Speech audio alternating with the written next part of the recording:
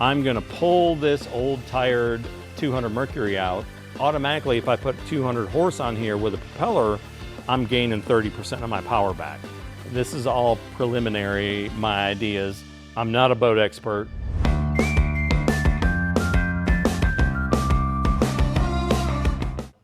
Hey everybody, it's Alan with Wicked Pecker Off-Road, and today I have a new project in the shop coming up. Follow along and you'll hear all about it. This is my boat. It's from 2008. It is an inboard jet currently. It's got a 200 horsepower Mercury Sport Jet in it. I love it because it's a 20-foot boat, it's 8 foot wide, it's all made out of a 1/4 inch welded aluminum. It is extremely tough. It can handle oyster bars, it can handle shallow water. I could typically run in 3 to 4 inches of water, no problem, once you're up on a plane. It takes a lot more to float it than that. But the issue I was having, the engine is getting old and tired. Again, it's a 2008. It's a Mercury Optimax block with a jet foot on it that's mounted inboard, and it's like a big jet ski. The two-stroke is extremely loud, and it is a fuel guzzler. I would go out fishing to Crystal River, Cedar Key, in just a typical runaround day, it'll burn 15 to 20 gallons of fuel. Not that that's a huge deal in boat ownership, the amount of fuel. It carries 50 gallons, so I don't run out of fuel. It's a consideration with upgrades. So there is no good replacement for the Sport Jet. Mercury stopped making them in, I think, 2012. So you can't buy a new one. And if I could, I'm not sure that I would, because it's still a two-stroke. You still have to pour oil in. It is oil injected. I don't have to mix it in the gas. But you have to make sure the oil tank is topped off. It doesn't smoke terrible, but there is a little bit of smoke. What I want is a 4-stroke and a little bit more power. It's a 200 horse, so it should propel this boat really good. If everything's right and tight, it'll do about 42 miles an hour, which is plenty fast. But as the impeller gets worn down, the wear ring gets worn down, now it's probably 36, 37 miles an hour. Bigger issue than that is it takes forever to get up on a plane. So it takes a lot of water to get up on a plane, probably 2 to 2.5 feet. I don't like that. I want to jump up on a plane in a short amount of distance. When I'm fishing in those holes for redfish, I want to jump up on a plane and be able to scoot across the shallow water. I don't want to wait for 4 hours for the water to be deep enough in the shallow parts that I can get out.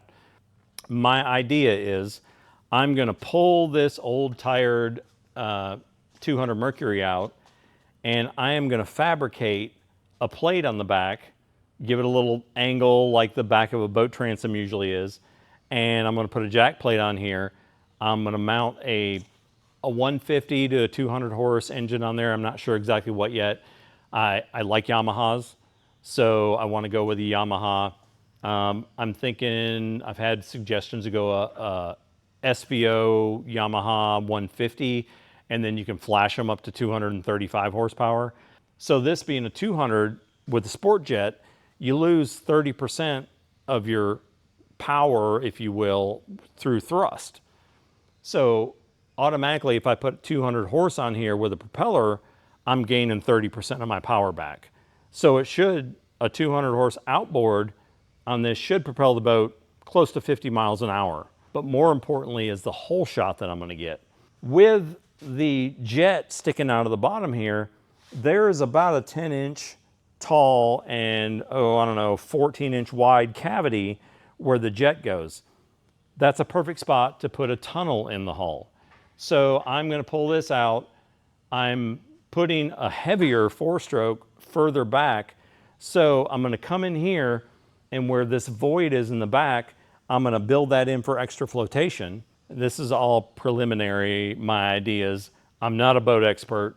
I would love someone to comment and be able to come by here in Ocala and school me on what I'm going to need for a tunnel, the length of the tunnel, the size of the tunnel, give me some pointers, give me a few things that I am unclear about. The final objective is to mount a plate back here, weld some tubing in, make it strong. Again, this back here is 3/8 of an inch thick. This whole platform is. The top deck is 3/8. Everything down here is 1/4 inch. If I mount a big 1/2 inch thick plate here, run some tubes to it, weld those in, that should be more than secure enough. Fabrication part I'll come up with. I always overbuild everything, so it'll be strong. The thing I don't know is, where do I want to position the propeller in the tunnel?